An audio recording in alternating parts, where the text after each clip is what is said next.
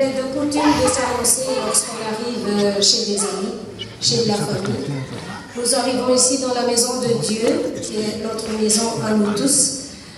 Le premier chant que nous allons chanter maintenant est un chant pour s'annoncer à Dieu. Nous voici, Seigneur, venus pour poursuivre ton chemin. Aide-nous à être dignes de te suivre. Itia Utisu.